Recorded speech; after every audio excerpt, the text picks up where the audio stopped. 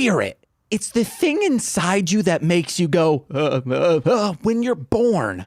Whether you believe birth begins at conception or not, that isn't important. It's when the soul, the spirit begins. And that's when you're excavated from mother's womb because God, capital G, can't force a soul into an already soul-inhabited body. Only spooky ghosts and demons named Peeman can do that via possession. So unless you're telling me you believe every pregnant woman is possessed by demonic entities, well, I guess you've met my ex-wife. But what happens when your spirit gauge has depleted to 0? Oh, I know. The answer isn't getting shit-faced on a bottle of wine, Nicole. That's what you think. Oh my God. Well, there's only one thing you can do. Hang out with a gaggle of siblings who have got more than enough spirit to give because they're first responders stealing the souls of peanut victims. The GoGoFive are angels of death, a ring of reapers coming for your spirit. Run, listeners, run! But keep those earbuds in because my name is James. I'm Nicole. And this is Mostly Speaking Sentai.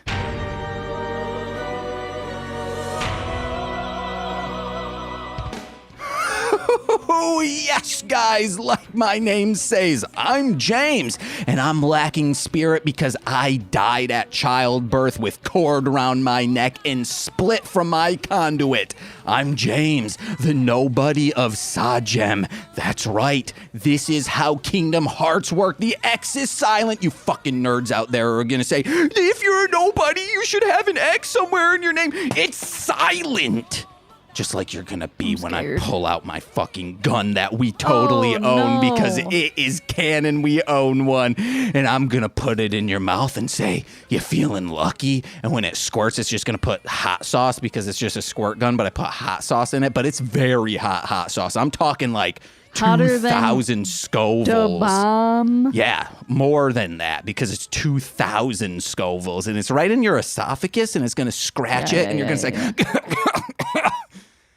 and then I'll say, I'm a little scamp, and then I'll run away after I threaten to murder you. Yeah. But it's not going to hold up in court because a deadly weapon is not hot sauce.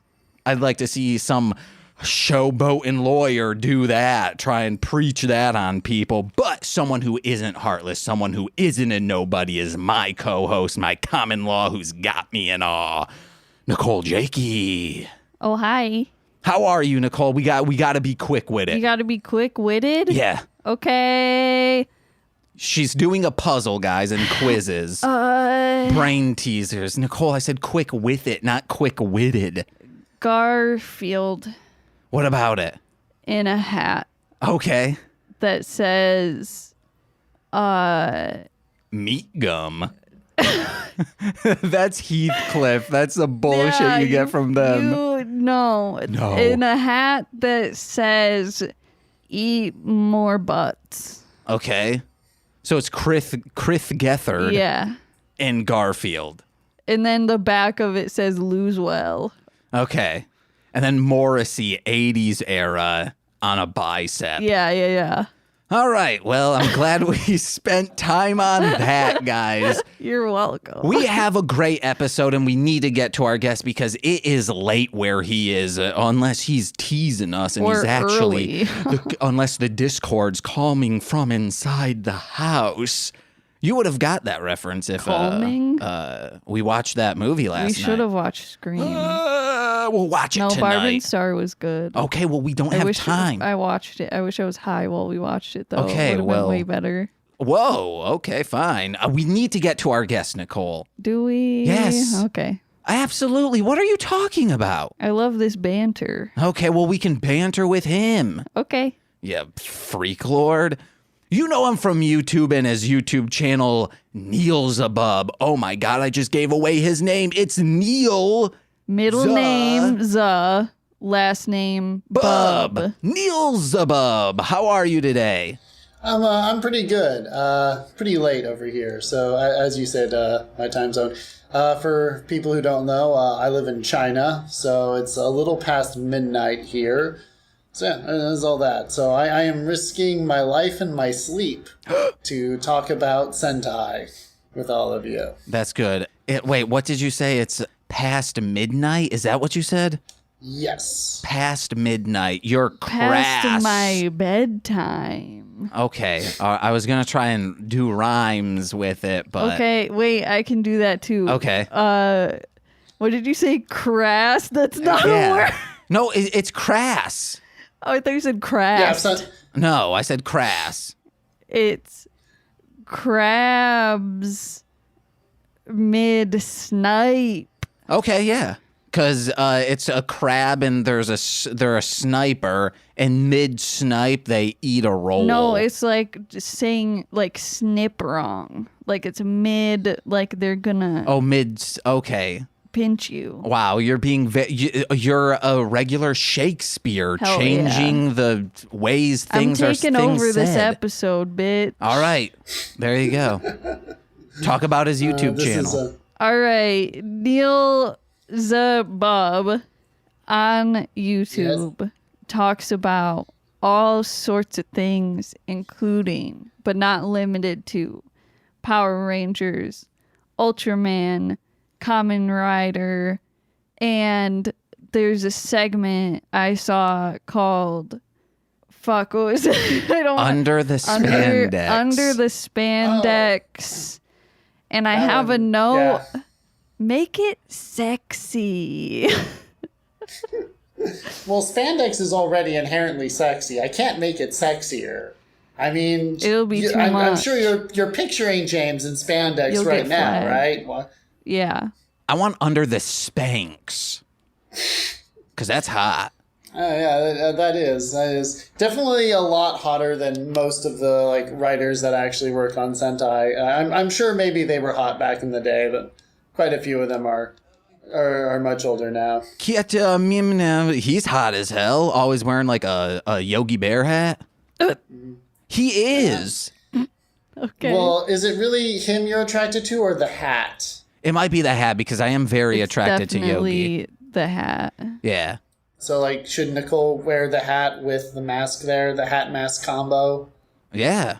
Let's do it. Nicole, dress up as Yogi Bear and strut it. And ravish me. Yeah.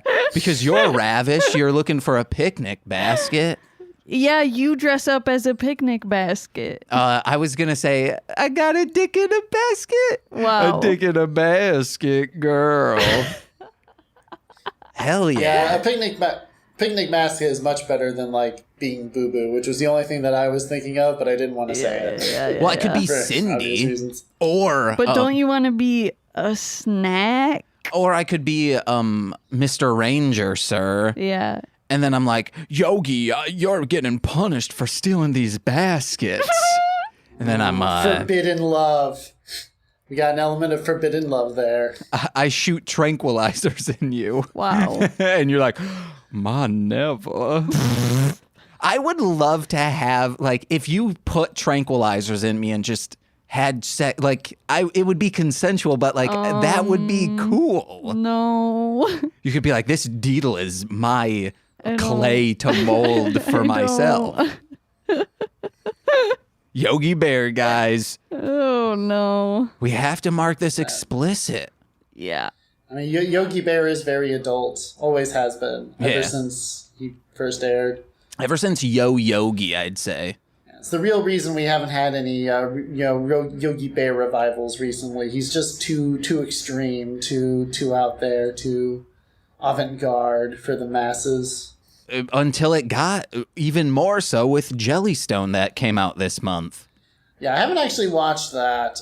Is that any good? It's fantastic. Okay. I'll It's definitely cute. give it a watch, because I really loved the Hanna-Barbera characters when I was younger.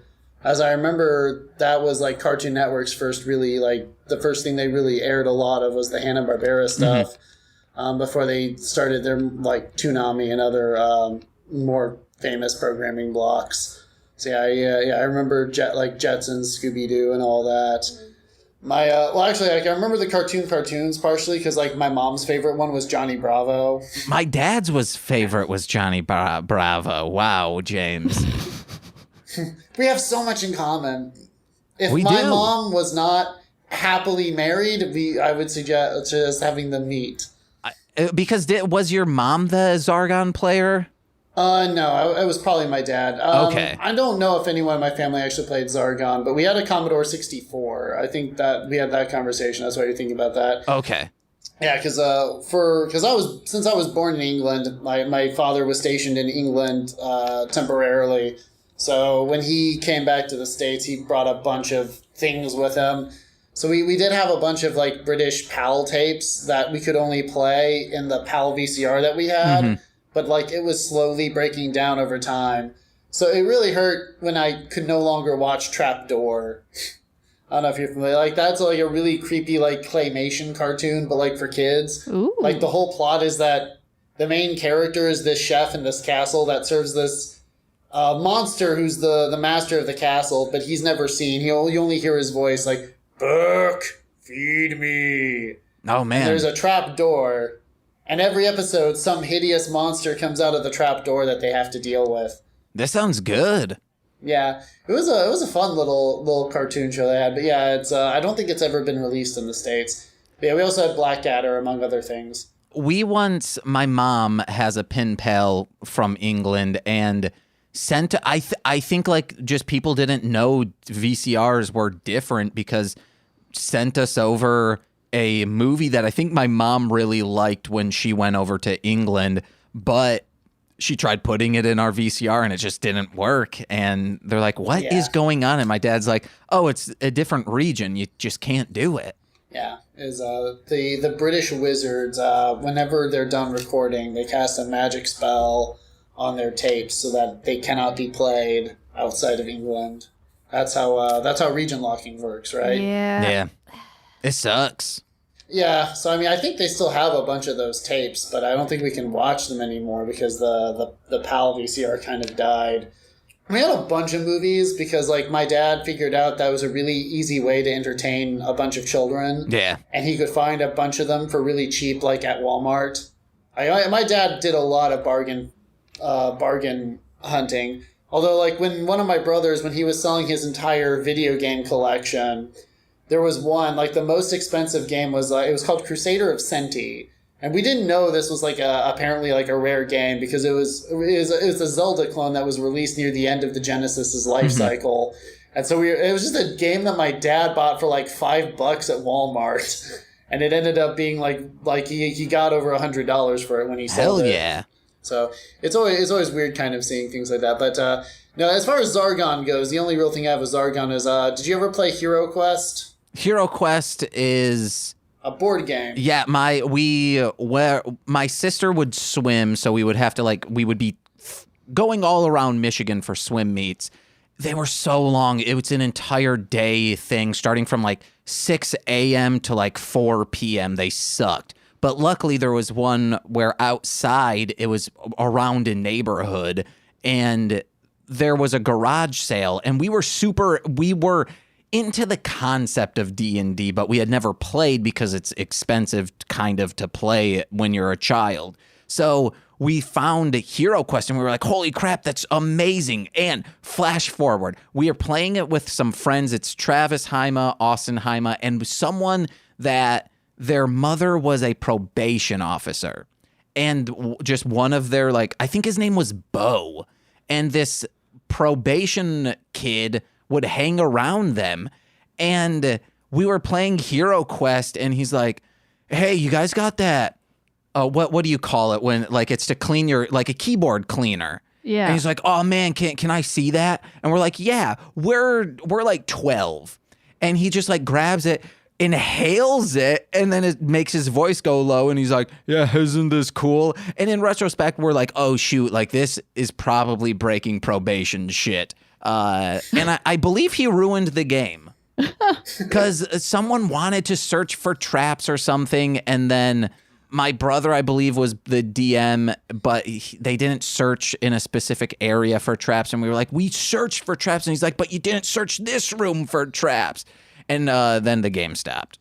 Hero Quest was my group of friends. It was our first sort of group thing that we did. We would meet every Friday and play some Hero Quest campaigns. And I was Zargon, of course, because I owned the game. Only, like, for me, it was a hand-me-down. My brothers, so I guess to give some context, because I didn't mention earlier, I'm the youngest of 4 boys. I have 3 older brothers.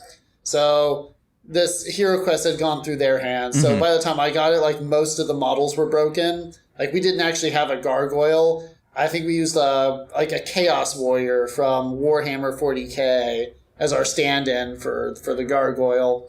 But yeah, I was Zargon. And the thing is that, yeah, we there was a day at school where we had to explain how to do something. So my friend who was in this game, he was explaining how to play Hero Quest to the class. And he kept my name out of it, but it did not take the class long to figure out that Zargon was me. Now, the part that's embarrassing is at one point I wasn't paying attention, and so someone behind me was like, Zargon! I was like, what? I was like, God damn it. I responded to the name Zargon. Ruh-roh. Yeah, maybe I should go by that name. It does sound cool. It does.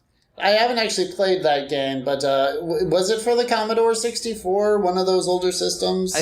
We played it on MS-DOS, and I think it might have just been DOS.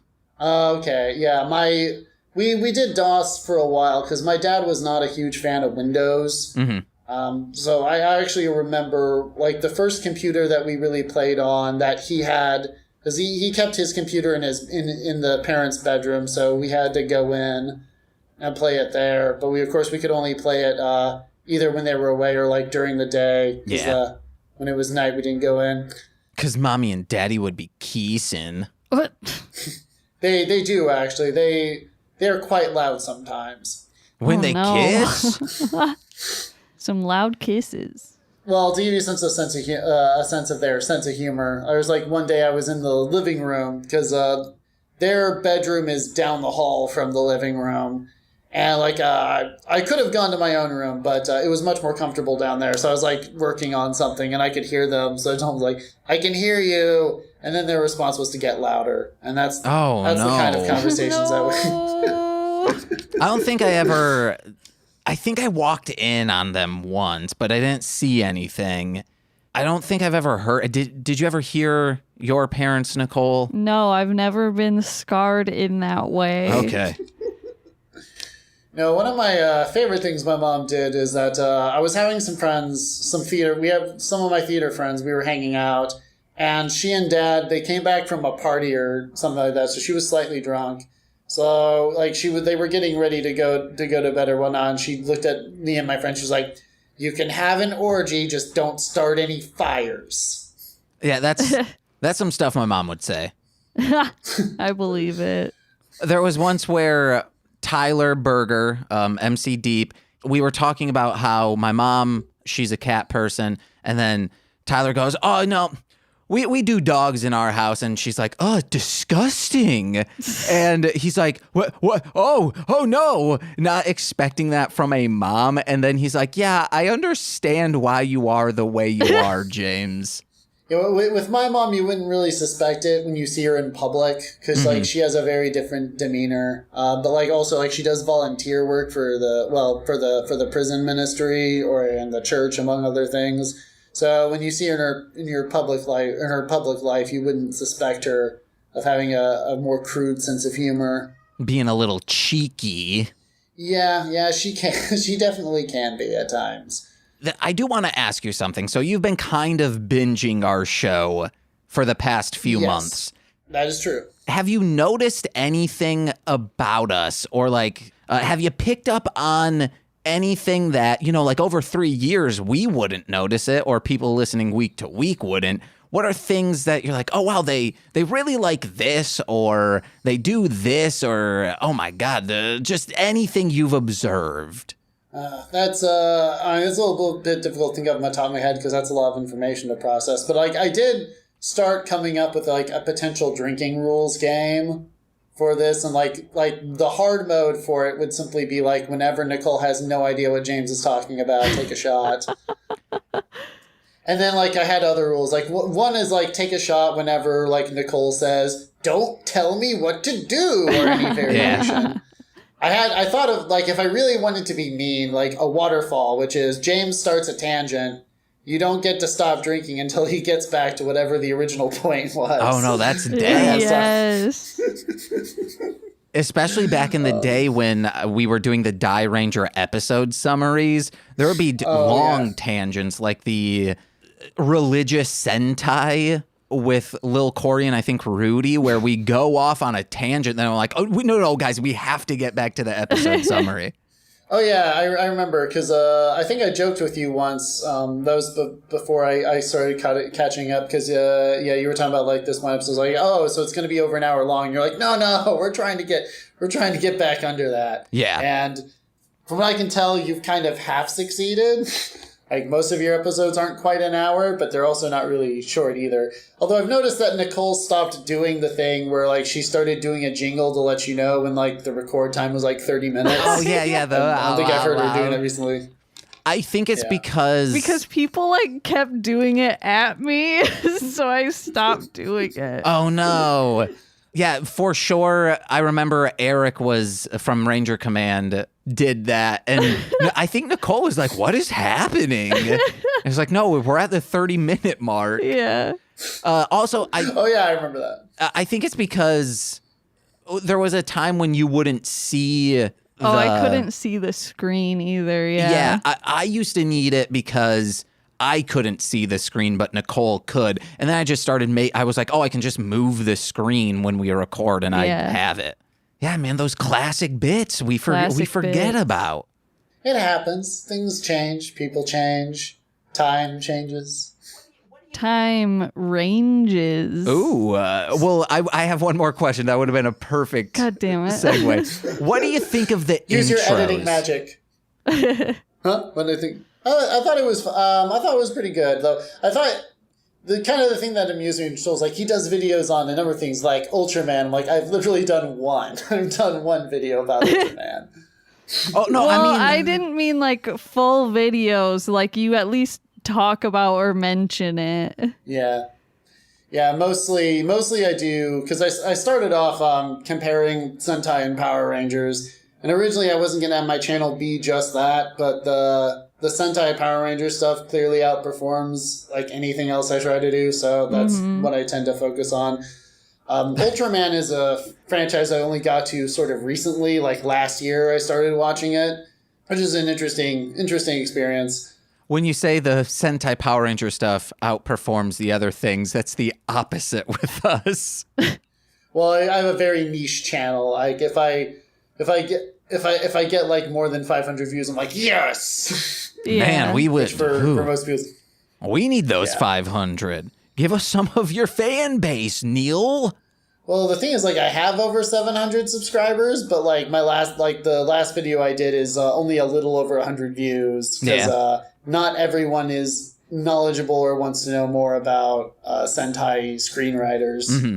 Yes, because the last one I did was about Naruhisa Arakawa. Although, I don't know, I'm in that weird place where, like, I think I'm more knowledgeable than the average fan, but, like, I am much less knowledgeable than, like, the super fans. Mm-hmm. Yeah. I mean, I mentioned it in the video, but when I needed to, like, get a list of, like, individual episodes that were written by Arakawa, I reached out to one of my Twitter friends, and, like, he got less than a day, he gave me a spreadsheet.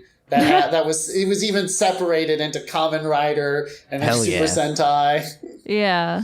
So, the part with this wasn't in the video, but the part that pertains a bit to you, James, is that before he was a head writer, he still wrote a lot for the seasons. He actually is the guy. I do believe he's the guy. Naruhisa Arakawa is the guy who wrote the trio episodes in Die Ranger, like with President Gravestone. And those hell guys. yeah! Yeah. I think all those episodes. And for Car Ranger, he wrote most. From what I could tell, he wrote most of the Zonette focused episodes. Heck yeah! So, that's a man after our heart. Although, yeah, I think Nicole might know him most as the head writer for Kuga. I don't know. You always mention You always mention, like, why doesn't no... Like, you always get upset that James doesn't watch more Kamen Rider. So I just assume that you're more Kamen Rider. The issue is Nicole wants to watch Kamen Rider, so I cannot watch Kamen Rider unless Nicole is also watching Kamen Rider. I just want this to be a Kamen Rider podcast. Okay, you want to know what? Fuck it, we're changing it. No more Fiveman. Or you want to know what? Let's do this. After Fiveman, we do a Kamen Rider. That would be awesome. All right, guys, there you go. Don't let us know which one you want us to do. We'll figure it out ourselves. We're doing Gaim? Gaiam. Oh no. Eric, my phone's blowing up. Eric's like, hey, I'm many towns away. I think you guys are talking about Gaim. Are tingling. My Gaim sense is tingling. Quickly, to the Gaim mobile! It's a giant orange. All of the fruit in our house just started dancing like hip-hop style dances. Yeah. Well, if it's really Gaim, they'll do that, and you'll be like, oh, that's adorable. And then, like, they'll pull out their weapons and start murdering each other. Like, that's darker than I thought it would be. Fruit salad, baby. Egg salad. No. But, guys, let's get into... Segue. The episode that we're talking about so we can get through Fiveman and get to Gaim. It's not an episode. I mean, it's a long episode. It's a movie. It's a V cinema. Was it a direct-to-video or was it in theaters? Because I think, like, the V cinemas are, like, the DVD, like, the films that get sent to DVD or... Neil, we don't care about semantics. Have you listened to our podcast? I have. Okay, fine. I'll just at you and give another 5-star iTunes review. How about Get that? another iPhone and then plug it in on that account. I will buy a second iPhone just to give another, like, 5-star review. In fact, I'll just start stealing iPhones just for the sole, like, I'll steal an iPhone, like, put a 5-star review in, and then give it back. And just like, what? Go to your nearest Apple store. Go on the display. iPad. The display iPads. Leave a review. And if, like, people start asking me, like, you don't understand, a man's life depends on this. But, like, I won't go into the specifics of how. I'll keep it very vague on how your life depends on it. Just scream patreon.com/MLM pod. Yeah, and, like, I'll add some sort of salute so everyone thinks I'm talking about a cult.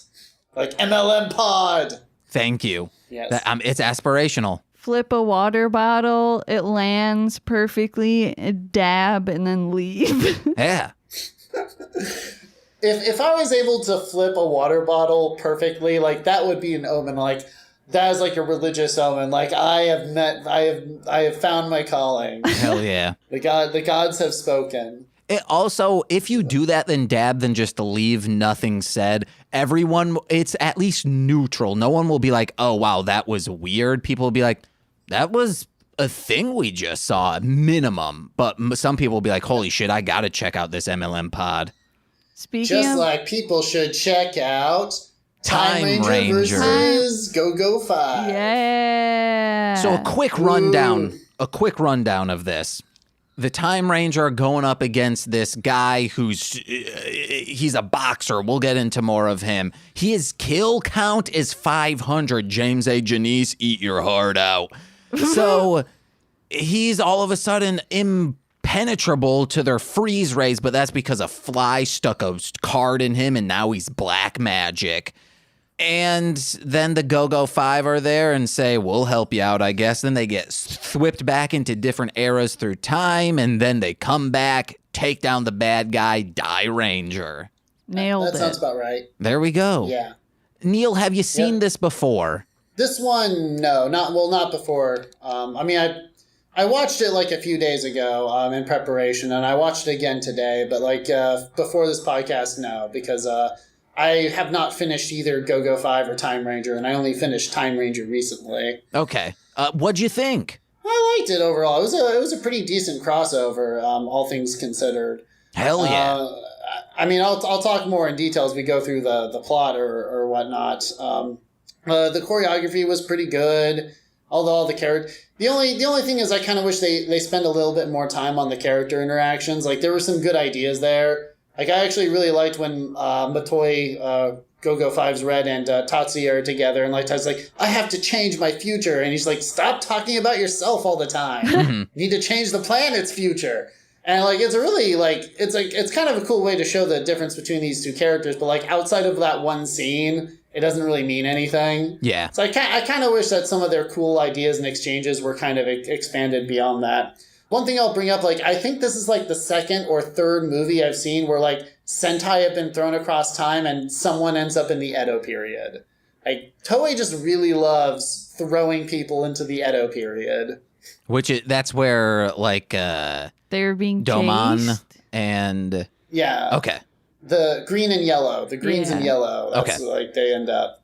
Because the same thing actually happens in the Go Buster versus GoKaiger movie. Yeah, Go Busters versus GoKaiger. They also get separated throughout time. And a pair of them end up like in the Edo period of Japan. I've seen and that I don't movie. remember the other one.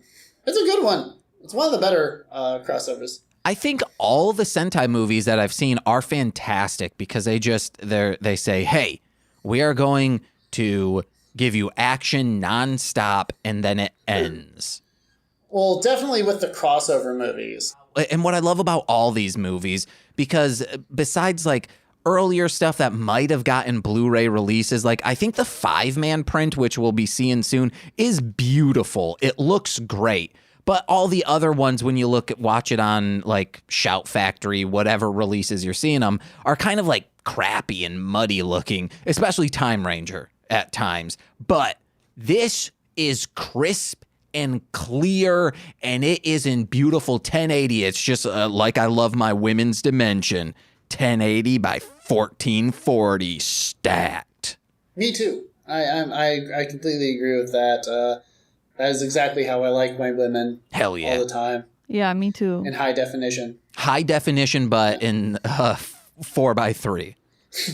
Yes, I only like to look at parts of them at a time, not the whole picture. Mm-hmm. That's too much. That's too much perfection. I can't handle too much perfection. I want a home release, not the full screen, guys. Nicole, What? comments on this? None. All right. Nicole's into like TikTok aspect ratios. Sure. I have like a nitpick with this strongest boxer. Okay? Yeah, what's up? Their like argument for being the strongest boxer is that they've killed 500 people. But it's like, is it like you killed other strong boxers, or have you just killed random people? And did you kill them with boxing, or did you just like blow them up? Because like, I think it's implied that it's through boxing he has killed these people. yeah. All right. It's like, oh, I'm the strongest boxer, we'll say, or I'm the strongest professional wrestler. But it's like every time I go to a city, I murder a new person. With a gun. Yeah, not with my hands. Actually, Not with wrestling. I just trip them. I trip them on a bridge and they fall down to their death. Yeah. And what he does is like he holds the gun and he just beats them with it. Like, I boxed them to death, Ooh. technically. Pistol whipped. Yeah. Yeah. Would you ever in like the bedroom want to be pistol whipped, guys? No. Depends. What about deedle whipped? Sure. Well, I am up for anything involving deedles. Yes. If it's deedles, I am all for it. Deedle whips, deedle gloves, Whoa. deedle boots. A deedle glove is like you brass knuckle it. Like you put the deedle around your knuckles and then you like, or it's long foreskin and you can just glove it up. Oh. Is that Nicole's limit? Foreskin. Yeah. Nicole is scared of some things regarding deedles, but other things she's totally fine with. So how much have you guys ever seen any of GoGoFive before watching this movie? No. A single episode. Okay, I haven't finished it, but I've seen a decent amount because the opening of the movie is a lot like that first episode of GoGoFive, the way it opens. And I kind of liked it. It felt a bit like a reference because the first episode is all of them responding to an emergency situation. And then you kind of say, because I remember you guys talked about like for Time Ranger, I think it was Nicole. She was like, they blow up the city every episode and no one notices or cares. GoGoFive also has that problem a bit, but because like they're rescue workers, like part of their emphasis is actually protecting people and saving people. So It has some pretty good episodes where it's about rescue and disaster prevention. But yeah, also like the first episode has like they're doing their Megazord combination, and like the villain tries to find them, and like Green even just says like, "Don't interrupt us," while shooting at them with his helicopter thing. Damn. Yeah, I don't know. I'm not sure how heavily I'd recommend GoGoFive. It's definitely worth like it's worth a cursory glance. It has some really nice practical effects. I think like the robot combination is one of my favorites. And you would have seen a bit of that in the movie there. Yeah. With the ladder arms. I enjoyed the first episode, and I like the monster designs because they appear to be like satanic-ish. Oh yeah, no, I actually really loved when they brought back all the old monsters, because like that's a huge Sentai trope. But for Time Ranger, because they didn't kill them, they like stored them away. They had to come up with, what? No, I am her elder sister. Yeah. And, like, as it goes down, it just gets weirder. Like you have like, I'm the elder sister, younger brother, and then by the time you get to the last guy's like, I'm his neighbor. Uh-huh. They're like, oh, we want to reuse these monster costumes, but how do we explain that they look the same, but they're not the same person? It's the equivalent of like you're playing D&D and you're like the guy, the player's character dies and he just comes back as like exactly the same player, so like slightly different names. I am Godric's cousin, Roderick. In our D&D campaigns, that's forbidden to do. You have to come up with a new character and a new class. For hit it and crit it? Yeah.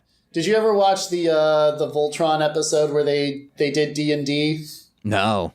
Oh, you'd love that one, because that's the running joke with Shiro's kit. So, like, the leader of the Paladins of Voltron, before Ken takes it over, he, like, the stoic military guy. This is like, and I play a paladin. Shiro, you're a paladin in real life. The whole point of this is you're playing pretend. And he does that. Like, his character dies, and he just comes back exactly the same. It's like, I am... Because, like, well, like, his character's name, like, his name is Shiro, so he's like, I'm Jiro, the knight. And then, like, he dies, like, I'm Biro, the knight, his twin brother. There's an Unforgotten Realms. It's a Flash animation thing, and... I've seen it. Yeah. That was used to be on Escapist. And I saw it originally. I think it was on Newgrounds, like the proto season of it. Very good, guys. Check that out. But the next note I had is, so in Sentai movies, if you look at the Wikipedias, it's always, oh, well, where does this belong on the continuity-wise? Where can we put this? And this gives the date. It's October 25th, 2000, which means because at the end of each episode of Time Ranger, they give the date of when this episode ended. It's like case file, this is the date. So it takes the guesswork out of trying to find out, like, well, because they didn't have this combo, but it's also, they seem to be acting like Shoji isn't cool. That's the episode that this happened. Mm-hmm. That's just observing. And speaking of this, Tatsuya is aware of the GoGoFive, but everyone else in Time Ranger are like, who the fuck is GoGoFive? However, in the first episode, they are down, their 2000s, the year and era knowledge is uploaded into their brain. They would have absolutely known who the GoGoFive were. Yeah, that's true. Unless it was data that was kept from them by Ryuya for some reason. Could be. For whatever reason, that is restricted data in TAC. I don't know. They're like, they can't compare themselves to another Sentai. They won't do their jobs if they see there's this other Sentai that was cool.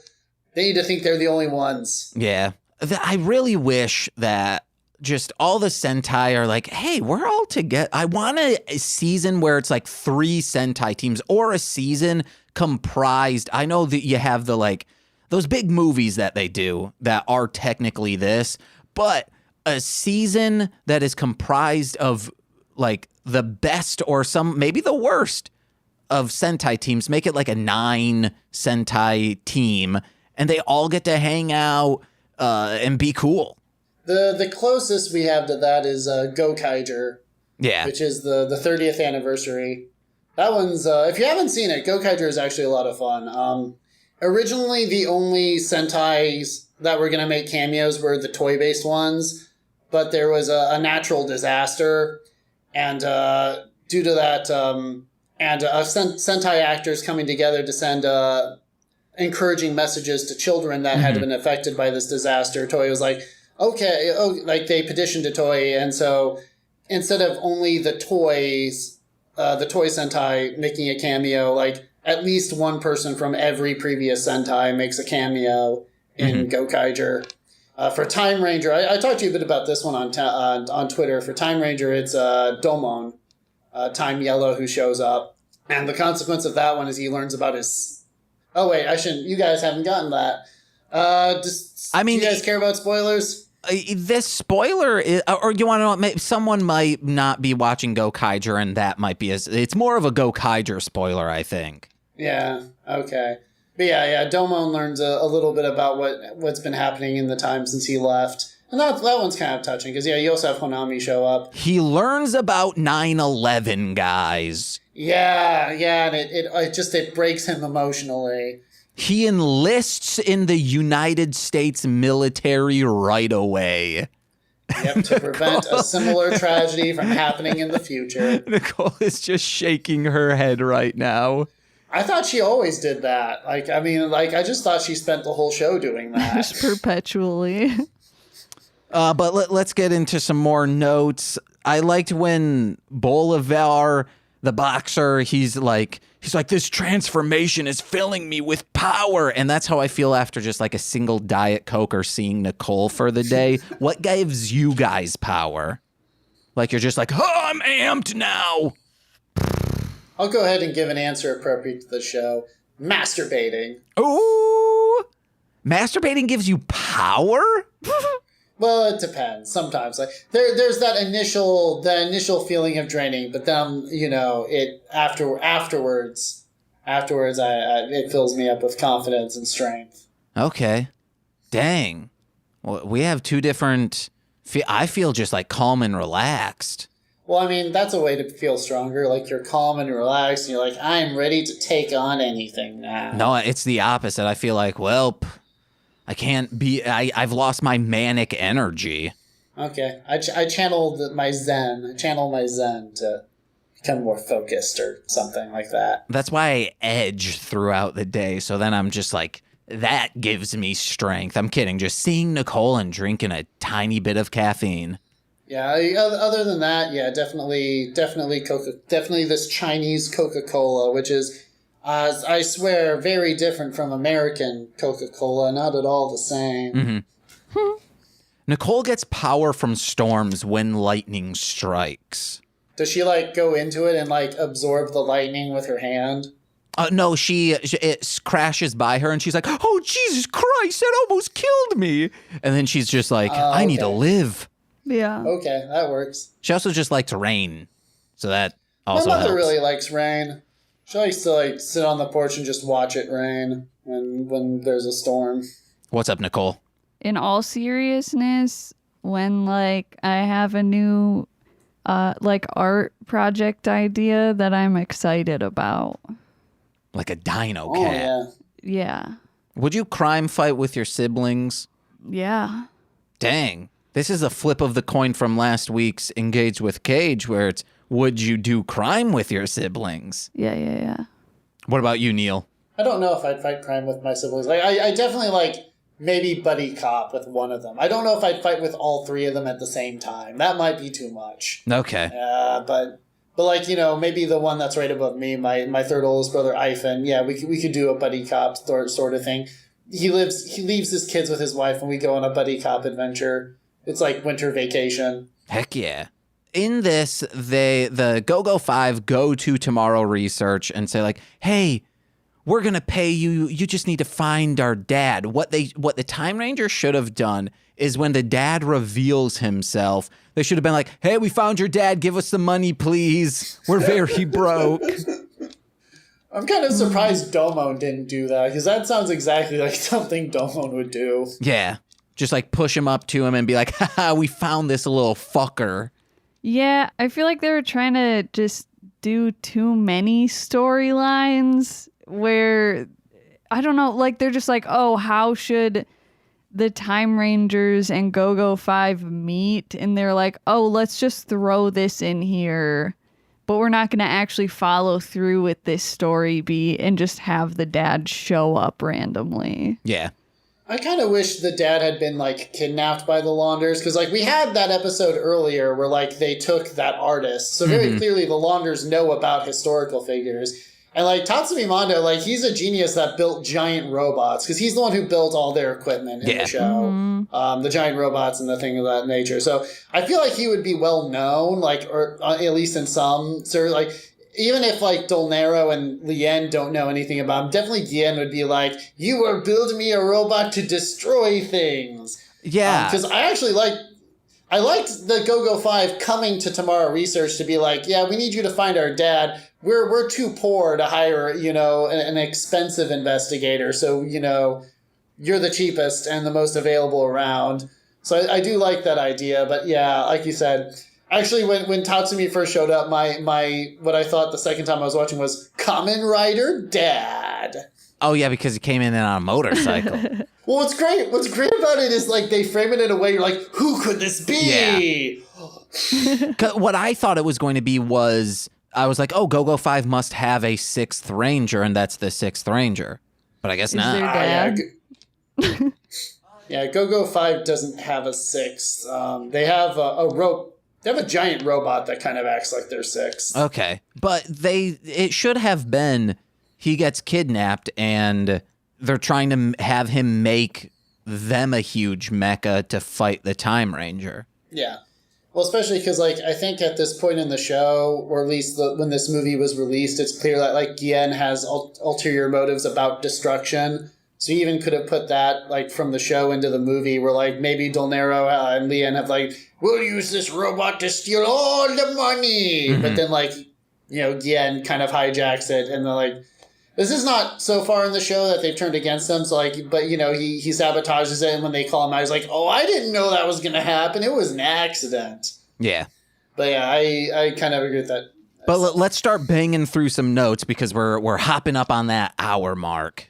Oh, okay. You got one?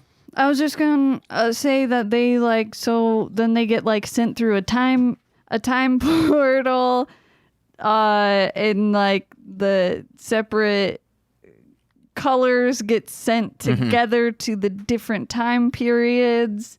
In my brain, I assumed that they were still, like, in the same place, but just a different time. But then the one group is like a Western, and I was like, I don't like this. Which my thing with that is they want them to be the cowboys, like the sheriffs of the town. Cowboys are also bad people. Like, they're murderers. Like they and rapists. They don't need to have them be natives, the enemies, and like a stereotypical native, which that I'm like, oh no, they're doing like voice screams how stereotypes do. Oh no. Yeah. And having them turn out to be robots does not make it any better. Yeah. Does not. In fact, in some ways, it's kind of worse because apparently in the future, they still have this stereotypical view of the native population. That does not fill me with a lot of hope. But does that make them better villains? Ooh. Because they're being racist. Are they doing it on purpose? Are they purposefully being racist? Because I'll agree that it makes them better villains if it's on purpose. If it's on accident, they're just dumb. Yeah, it's not on purpose. I think Sean and I were talking about this and we didn't like drill it home, but it's like in movies where it's like, oh man, this dude's like a terrible person. Oh yeah, because we're talking about ICP and ICPs, most of their songs are just morality tales. That, oh, they're shitty people throughout this entire song, but they die in the end, so it's okay that they said all of this terrible stuff. And it's like, I don't really know if you can validate by just being like, yeah, we said all this terrible stuff, but that was the bad guy all along, so we're allowed to say it. Right. Yeah, that's how I feel about trauma movies. I mean, trauma movies are just wanting to be offensive because that's a niche market. Yeah. But yeah, like while we're on that subject, I also found it kind of irritating that like the girls had to be saved from the boys saved by the boys. Yeah. It's like you did have the greens saving the yellows. The green like Sion and Domon saved their GoGoFive counterparts, but even then like they kind of teamed up later. But like the girls were really just like they were just tied up for a bit, and the boys had to ride in on their horses and save them. And I don't know. That definitely also kind of rubbed me the wrong way, especially after the offensive natives. Yeah, it could have been like one of each on a horse and one of each. Like both of the Time Rangers are in trouble, or both of the Time Rangers are on horses. I think what they were doing is they wrote this scene backwards. They said, okay, the two women are going to be in sexy cowgirl outfits. Well, what can we do with that? Yeah. So yes, it is sexist in any way you look at it. It's made worse by the fact that both GoGoFive and Time Ranger only have one female member on the team. Yeah. So it's not like you have the one that's a damsel and the other is, not in trouble. Like the only women are both. Mm-hmm. Exactly. But what's cool, guys, is that Tatsuya, he's outside of Pee-wee's Playhouse. Because there's a pterodactyl flying. Yeah, the pterodactyl's flying, and it looks claymation. Yeah, and it's very cute. Man, Pee-wee's Playhouse, 2 thumbs up, guys. So Pee-wee's Playhouse is actually in prehistoric times. Is that why we could never find it? Probably. It makes it. I think Pee-wee's Playhouse is kind of a... spoilers for Loki, but not really, that place at the end of time where it's like all the stuff is being thrown there. I think that's where Pee-wee's Playhouse is. Yeah. Is Pee-wee a Time Lord? Dude. Yeah. Doctor Who. He's got the bow tie and the questionable suit. Yeah. He can jump into screens and stuff. Never mind. I was gonna say more of a Bravest Warriors type Time Lord, but I think they're actually an Emotion Lord in that show. Yeah, it's the Emotion Lord, but he can travel through time. Yeah. So maybe Pee-wee's an Emotion Lord then. Oh, maybe. That would explain why he's like so manic. He can only use his reality bending powers when he's in a high emotional state. Exactly. And he gives me emotions. We need to add this to the Pee-wee Herman wiki now. Let's do it.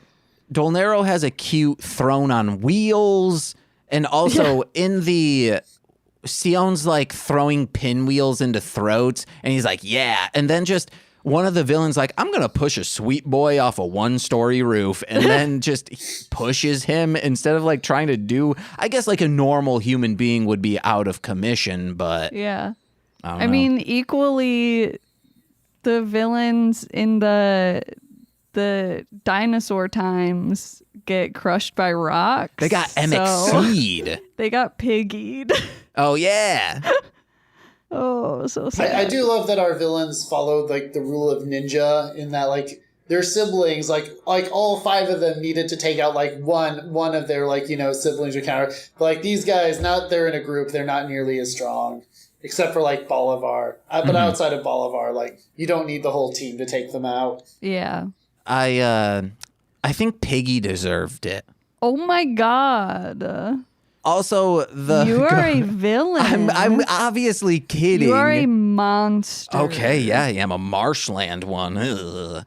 Them, the GoGoFive are like, hey, we can overcome anything with family. And I'm like, gross, get out of here.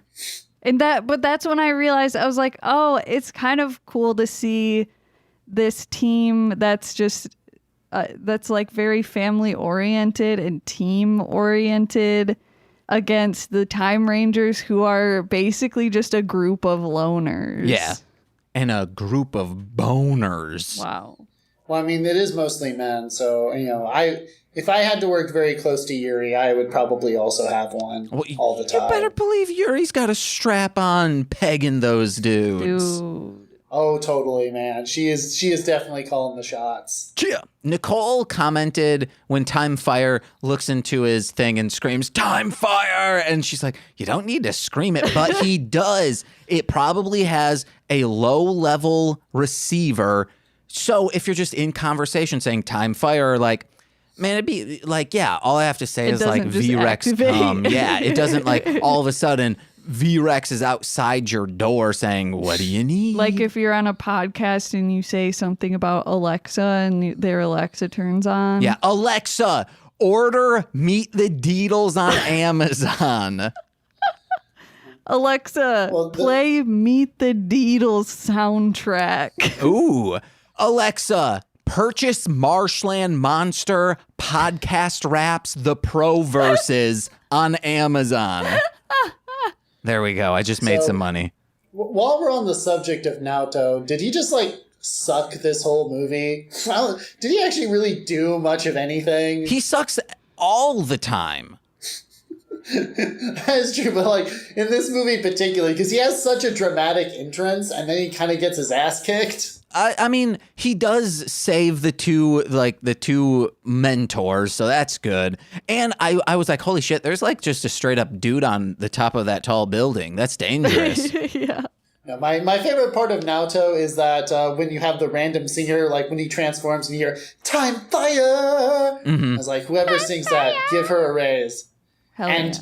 usually I'm all for like shortening transformation sequences, but it always makes me sad whenever I don't hear when I don't hear her sing that when he transforms. I'm like, oh, Time Fire. I have one last note, and that is flaming swords are fucking cool. They're not practical at all unless you're trying to commit war crimes. But it was practical though. Was they were it? combining their spirits. I think it was. Wait, so cold and spirit equals flame? Sure, I mean, why not? Okay. Time travel logic. I want someone to confirm this. Did Baldur's Gate, the original game, or maybe because I played the expansion Sword Coast, did that have a flaming sword in it? Let me know, guys. You don't even need to do a 5-star review. It would be appreciated, but you can let me know at MSS Pod. Maybe it was a hack that we had, but I could have swore as a child we're like, a flaming sword, that's great. Probably wasn't the best weapon in the game, but we're like, it is on fire. Yeah. I mean, to be fair, throughout the entire series, like the Time Rangers are like shooting energy and it somehow freezes them. Yeah. Well, it's like cold energy. Fusion. Cold fusion energy. Duh. Okay. Of course. Now it makes sense to me.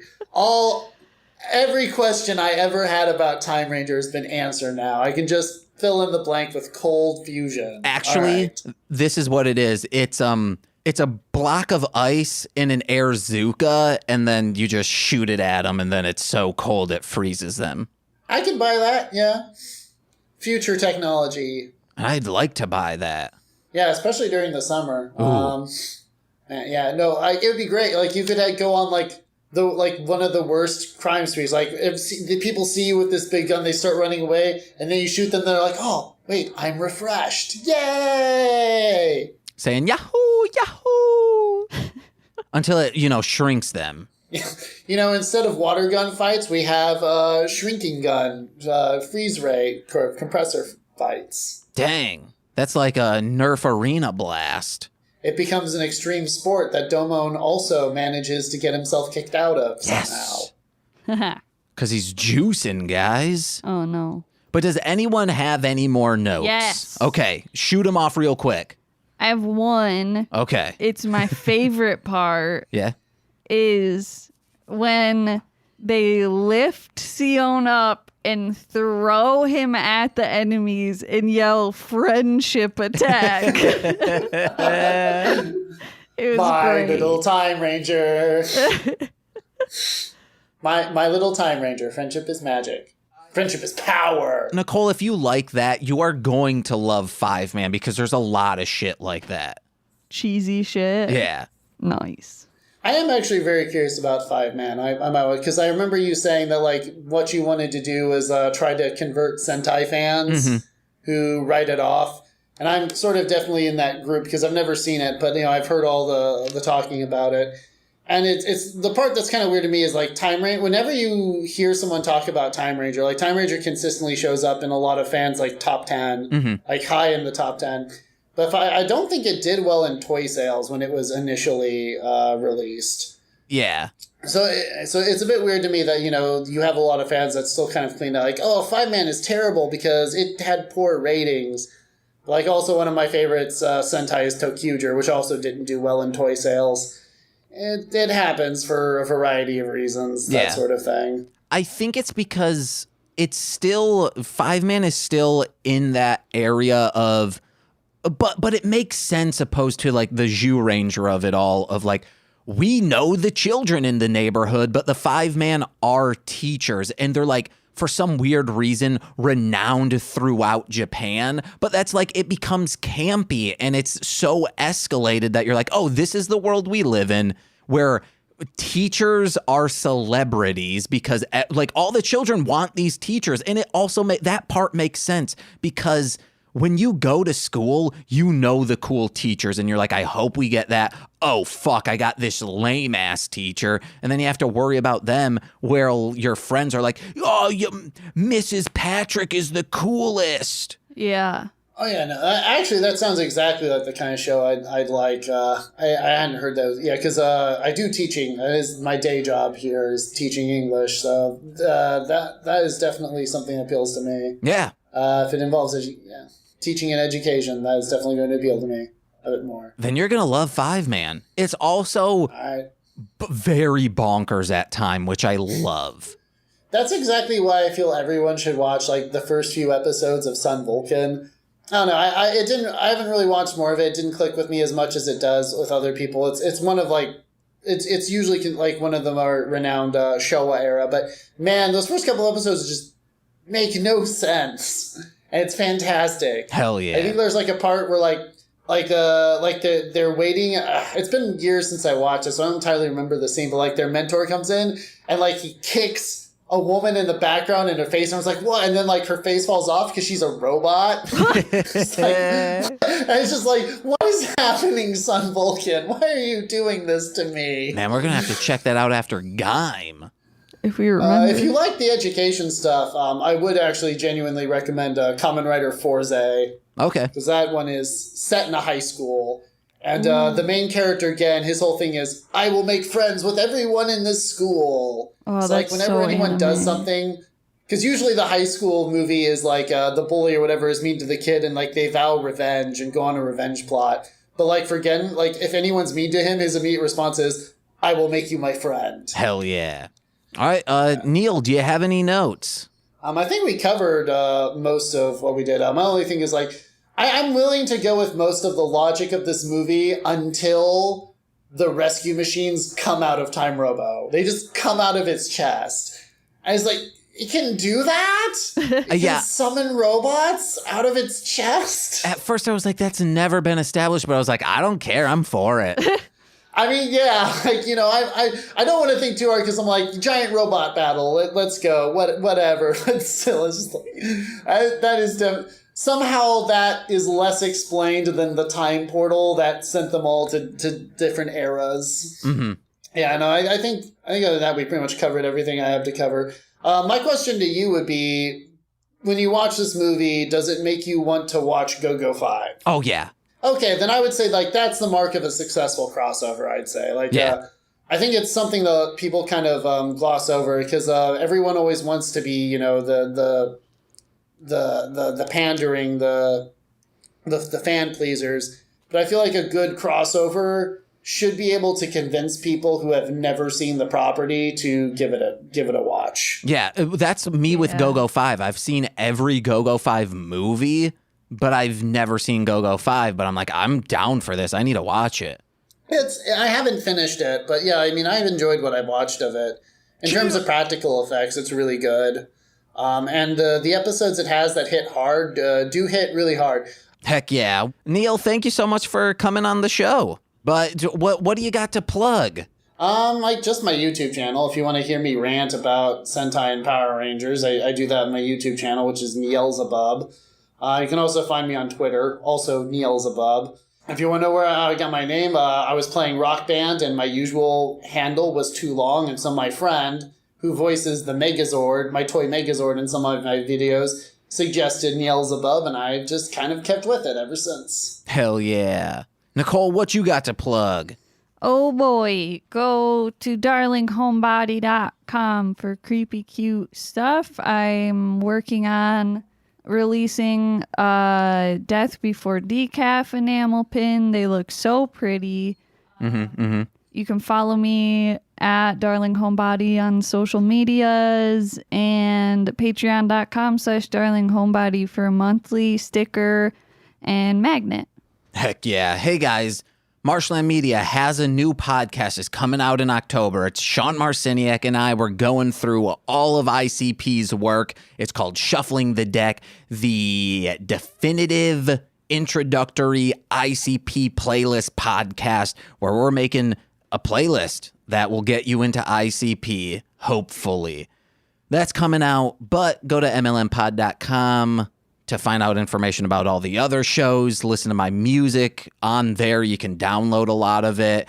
You can also donate to us. Why not? If you don't want to go on the Patreon, you just want to like throw us money, that's appreciated. But if you want to throw us money while also getting content, go over to patreon.com/MLM pod, where you'll get exclusive stuff like Engage with Nicolas Cage, talking about Beyblade, the Toku Reading Corner, and This Existed. That's all $5 a month. But if your ass wants to be cool and give us $10 a month, you'll get exclusive streams, you'll get watch-alongs, but also shout-outs every single free feed podcast. And on Talking About Beyblade, I write you into the Beyblade universe every single episode. But let's begin with Steve F. Next up, we have Eric Berry of Ranger Command Power Hour. Alex Z, The Waz. Orion, he's a rapper. He goes by Defo, D-F-O. Kayla, 2 Grapes. Tyler Wright, he's our friend and past guest.